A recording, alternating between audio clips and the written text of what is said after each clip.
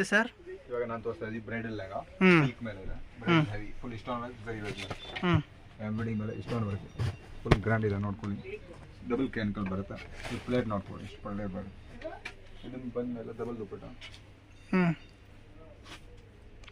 Double ದುಪ್ಪಟ್ಟನಾ? ಇದು ಜಾಲ್ work ಮೇಲೆ ಇದೆ ದುಪ್ಪಟ್ಟ.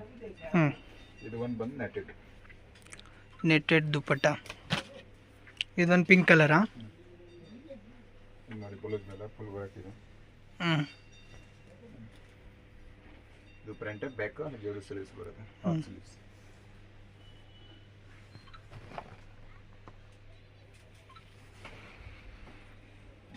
ಗೇರ್ ತೋರಿಸ್ತೀನಿ ನಿಮಗೆ.